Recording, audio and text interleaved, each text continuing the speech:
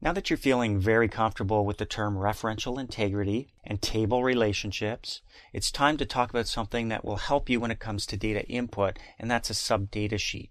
As soon as we create relationships between tables like we have here in our database, linking the album ID in the album table to the album ID field in the songs table, and also linking the performers table by the performer ID to the performer ID field in the songs table, we now have a relationship. We've enforced referential integrity so that the way we've set it up, if we were to remove an album, all of the songs with that related album ID would be removed as well. If we were to change information in the performer ID and performers table, we would see those changes in the related table under songs here. All the performer IDs would be updated. So with all of that in mind, now we're going to look at a little feature, the sub-data sheet, which is going to help you when it comes to data input. Now, before we continue, you're going to need to open up the database called Music Library 5C. That's in your Lesson 5 folder of the exercise files. And once you've got that open, I want you to go over to the Performers table and double-click it here in the navigation pane. You'll see I've added some performers for you. Now, what's new about this, something you haven't recognized maybe, is the little plus signs down the left-hand side next to each record. This represents the sub-data sheet, which is a data sheet view of the related table. So we know performers is related to the songs table through that performer ID.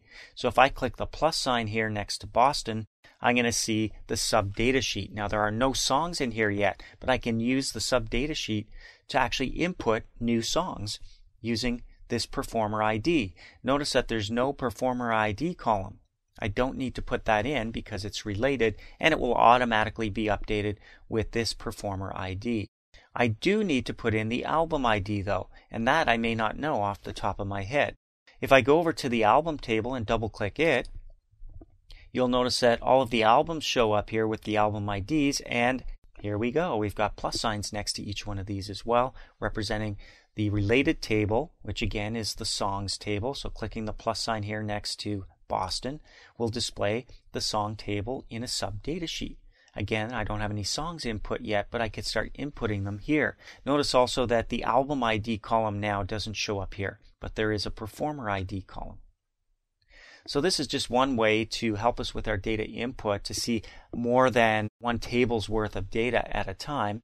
We can input songs from the data sheet. We can input songs from the data sheet under the performers table here. And of course, if we go to the songs table and double click it, we can put in new songs here as well. So I'm just going to put one in here in the songs table. Song ID is 1 by default. I'm going to tab over to song title. I'm going to type in More Than a Feeling. The genre is rock. The year that this came out was 1976, which would make it the 70s.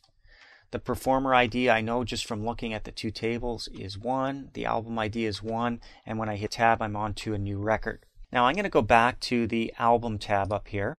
And now I don't see that updated field yet, or that updated record in the songs table until I refresh. When I click the refresh button, notice that that song now shows up in the sub-data sheet. Same thing if I go up to performers here and refresh.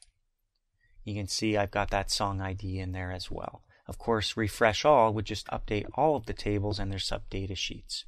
So the sub-data sheet is a great way to see more information than just what's the one table you're working in. You can always see related information in the related table, but you can also use a sub-data sheet to input new data as well. Keep that in mind. Now, we're only going to see related information in a related table. What if we wanted to input data into all three tables at one time? In other words, have access to all of the fields in all of the tables in our database.